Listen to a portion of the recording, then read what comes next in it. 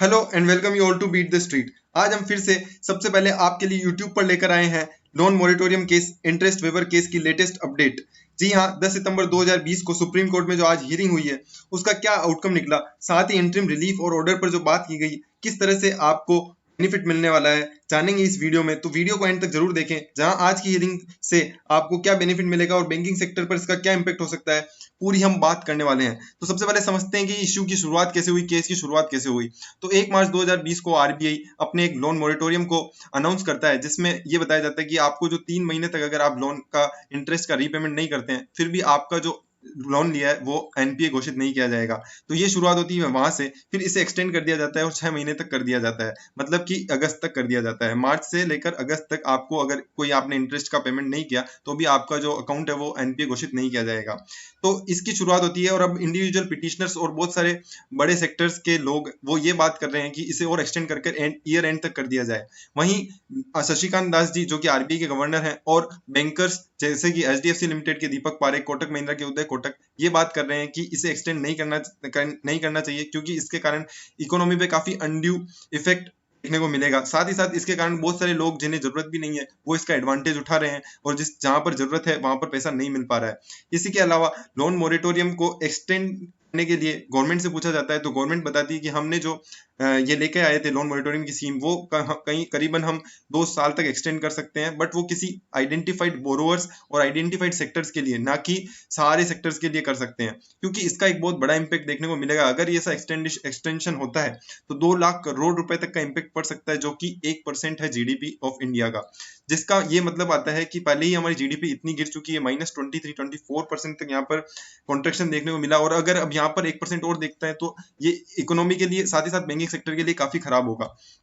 इसके बाद समझते हैं कि इस केस में क्या क्या इशू थे। तो यहाँ पर जो पहला इशू था कि सेंटर और आरबीआई का ये मानना था कि यहाँ पर उसमें उसके जो लोन मॉरिटोरियम के उसमें कुछ ये नहीं लिखा था कि क्या इस जो पीरियड में इंटरेस्ट चार्ज होगा या नहीं होगा, जबकि बैंक्स इंटरेस्ट चार्ज कर रही हैं, और कई कई बैंक्स और सभी बैंक्स लगभग इंटरेस्ट पे इंटरेस्ट चार्ज कर रही है। तो जो पिटिशनर्स का ये मानना था कि आप चाहें तो इंटरेस्ट एक बार चार्ज कर ले, बट इंटरेस्ट पर इंटरेस्ट ना चार्ज करें। इससे लोन मॉरिटोरियम का जिसको बेनिफिट मिलना चाहिए था, इसका कोई बेनिफिट नहीं मिल पा रहा है, जबकि बैंक यहाँ पे और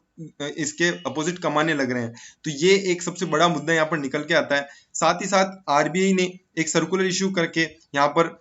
3 महीने से 6 महीने तो एक्सटेंड कर ही दिया था, और अब यहाँ पर उनसे पूछा गया, जब सुप्रीम कोर्ट ने उनसे पूछा तो उन्होंने कहा कि हम यहाँ पे करीबन 2 साल तक इसे एक्सटेंड कर सकते हैं। बट अभी जो पूरा मेन मुद्दा है वो यहाँ पर निकल के आता है कि इससे इंटरेस्ट पर इंटरेस्ट चार्ज होगा, और इस पीरियड में इंटरेस्ट चार्ज होना चाहिए या नहीं, ये पूरा मुद्दा चल रहा है। जो लास्ट हियरिंग हुई है वहां पर एक सबसे बड़ी रिलीफ ये मिली है कि 2 महीने तक, जी हाँ 2 महीने तक एनपीएस का जो प्रोविजन है उसे एक्सटेंड कर दिया है। कोई भी बैंक कोई एक्शन नहीं ले सकता है बैंक्स के खिलाफ और कोई भी बोरोवर के खिलाफ। साथ ही साथ उनका जो अकाउंट है उसे एनपीए घोषित नहीं किया जाएगा 2 महीने के लिए, और इसे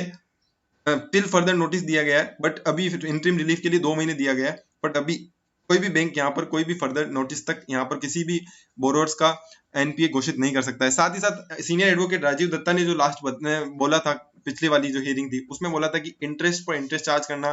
प्राइमा फेसी बहुत ही ज्यादा गलत हो जाएगा, जिसके कारण यहाँ पे बहुत बड़ा इंपैक्ट देखने को मिल सकता है बोरोइंग कैपेसिटी पर भी और इंडिविजुअल की जो क्षमता है उस पर भी। अब आज समझते हैं कि आज की हियरिंग में क्या हुआ। तो शुरुआत करते हैं, सबसे पहले शुरुआत होती है तुषार मेहता, सुप्रीम कोर्ट जो सोलिसिटर जनरल है, वो सुप्रीम कोर्ट से बोलते हैं कि हमारी 2 या 3 राउंड की मीटिंग हो चुकी है। साथ ही साथ यहाँ की जो मीटिंग चल रही है वो आरबीआई से भी ऊपर वाले लेवल पर चल रही है, तो हम इसका जल्द ही आपको कंक्लूजन लेके आएंगे, और ये एक बहुत बड़ा वाइटल रोल प्ले करेगा जो भी हम मीटिंग पर निकालने वाले हैं, जिसमें हम सारी मीटिंग सारे बैंकर्स के साथ बात करेंगे, और इसको करीबन 2 वीक और लगेंगे ताकि हम और लोगों से बात कर सके, और इसका क्या इम्प्लीमेंटेशन है और क्या इम्प्लीकेशन हो सकता है वो हम बताएंगे। फिर उसके बाद senior advocate Harish Salve supreme court को बताते हैं, आईबीए को जो रिप्रेजेंट कर रहे हैं, उनका ये मानना है कि रीस्ट्रक्चरिंग नॉर्म अभी तक अनाउंस नहीं किए गए हैं, वो बहुत शॉकिंग है। साथ ही साथ डिस्क्रिशन कभी बैंकर्स के साथ नहीं हो सकता, क्योंकि वो खुद रिलेटेड पार्टी है। अगर बैंकर्स ही खुद डिसाइड करेंगे तो यहाँ पे कहीं ना कहीं एक इंडिविजुअल को और जो बोरोवर है उस पर यहाँ पे कहीं ना कहीं नेगेटिव इंपैक्ट देखने को मिलेगा। इसके अलावा उन्होंने कहा कि जो डाउनग्रेडिंग ऑफ अकाउंट चल रही है वो तो बिल्कुल भी गलत है, क्योंकि ऐसा कभी बोला भी नहीं गया, और जो डाउनग्रेडिंग रिप्रेजेंट करती है बोरोइंग कैपेसिटी को, जबकि कोविड का इंपैक्ट के कारण क्या ऐसा नहीं हो सकता कि किसी के पास पैसा नहीं हो तो इसलिए वो नहीं दे पा रहा है। बाकी ओवरऑल उसकी बोरोइंग कैपेसिटी सही है, बट इसके कारण क्या होगा कि बहुत सारी कंपनीज भी सफर करेगी, बहुत सारे इंडिविजुअल सफर करेंगे, जो कि इसका ऑर्डर जल्द से जल्द पास हो जाना चाहिए, और कंपनीज के कारण कंपनीज की बोरोइंग कैपेसिटी और इस पर काफी गहरा इंपैक्ट देखने को मिल सकता है। इसके अलावा उन्होंने ये भी बताया कि लिटिगेशन अब कंफ्लिक्ट की ओर जाता बढ़ता जा रहा है, और साथ ही साथ उन्होंने मांग की है रियलिटी और पावर सेक्टर पे कि इस पे अनड्यू रिलीफ और इंटरिम रिलीफ देने की, ताकि वो जो सेक्टर है कहीं ना कहीं इस पे उनका बहुत बड़ा इंपैक्ट उस सेक्टर को देखने को मिलता है। इसके बाद हम बात करते हैं तो CREDAI ने सुप्रीम कोर्ट को ये बताया कि SBI का ये मानना है कि करीबन 5% ही लोन को रिस्ट्रक्चर कर सकते हैं इस पोजीशन में, इस पोजीशन में ही है, उससे ज्यादा का वो नहीं झेल पाएंगे। इसके अलावा supreme court should also protect against credit rating downgrade. उन्होंने ये मांग की है कि क्रेडिट रेटिंग जो डाउनग्रेड कर रहे हैं उसे रोका जाना चाहिए, क्योंकि इसके कारण जो कैपेसिटी, जो धंधा ही नहीं हुआ, जब काम ही नहीं हुआ, तो किस बात की बोरिंग कैपेसिटी में डाउनग्रेड देखने को मिलना चाहिए। उन्होंने मांग की है कि जो हमारे जो दूसरी मेंबर कंपनीज हैं और दूसरी कंपनीज हैं और जो रियल स्टेट में है, उनके अगर ऐसा किया गया तो वो सारी कंपनीज डाउनग्रेड कर दी जाएगी, क्योंकि किसी के पास अभी due to corona virus pandemic पूरा काम बंद था, तो किसी के पास पैसा ही नहीं, तो वो पेमेंट करेंगे कैसे, और इस कारण सारे सबको डाउनग्रेड यहाँ पर किया जा सकता है, जैसा कि बैंक कर रही है अभी। उसके बाद सीनियर एडवोकेट राजीव दत्ता फिर अपीयर होते हैं कुछ पिटिशनर्स के लिए और सुप्रीम कोर्ट को बताते हैं कि ये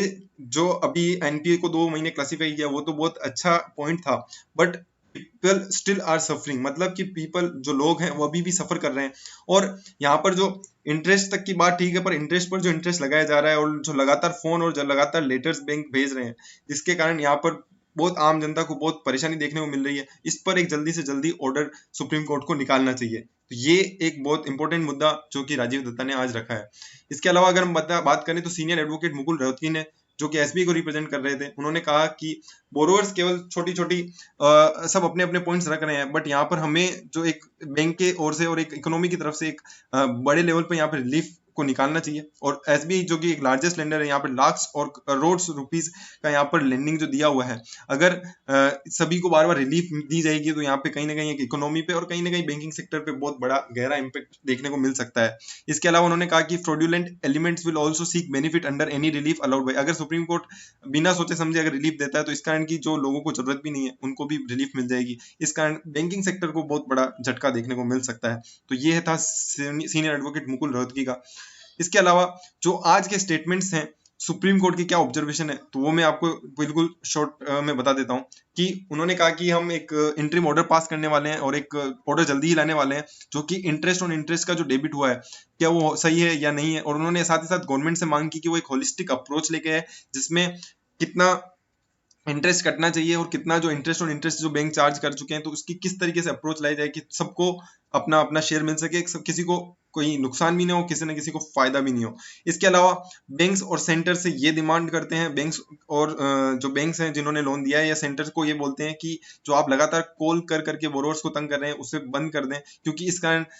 इंडिविजुअल के जो मेंटालिटी है उस पर काफी गहरा इंपैक्ट पड़ रहा है और वो उसके कारण बहुत सारे इश्यूज देखने को मिल रहे हैं। इसके अलावा गवर्नमेंट से ये भी मांग की कि जो इंटरेस्ट कॉस्ट डेबिट की गई है और जो डाउनग्रेडिंग ऑफ अकाउंट्स हुई है उस पर जल्दी से जल्दी रिस्पॉन्ड करे गवर्नमेंट, और उन्होंने जो 2 वीक का टाइम मिला है उसमें फटाफट से और जल्दी से अप्रोप्रिएट डॉक्यूमेंट साइन करें और फाइल करें। इसके अलावा जो मैकेनिज्म है और बेनिफिट्स एक्सटेंशन का जो पार्ट है वो भी जल्दी से जल्दी सुप्रीम कोर्ट को दिया जाए और सबमिट किया जाए। तो ये यहाँ पर कुछ टोटल इंपॉर्टेंट बातें की गई है जो आज सुप्रीम कोर्ट की हियरिंग का जो टोटल ऑब्जर्वेशन है। इसके अलावा अब इस हियरिंग को आगे रिज्यूम होगी 28 सितंबर को। जी हाँ,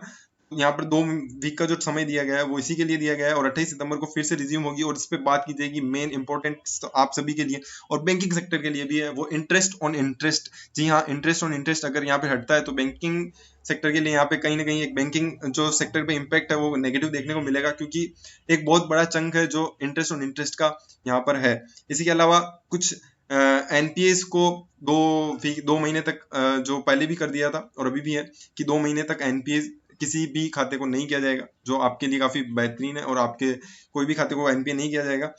तो ये कुछ पॉइंट्स हैं जो निकल के आते हैं। इसके अलावा अगर आपने चैनल को सब्सक्राइब नहीं किया तो चैनल को सब्सक्राइब कर दें और वीडियो को लाइक करें। साथ ही साथ एजीआर केस का एनालिसिस अगर आपको देखना है तो उसकी लेटेस्ट अपडेट हमने आप सबसे पहले डाली थी। रिलायंस रिटेल फ्यूचर रिटेल की डील को आपको समझना है तो आपका लिंक डिस्क्रिप्शन में भी दिया हुआ है और सामने भी है। और लेटेस्ट अपडेट अगर इंटरेस्ट वेवर केस का चाहिए तो आप चैनल को सब्सक्राइब कर दें और वीडियो को लाइक करें, ताकि आपके लिए हम सभी इसी तरह से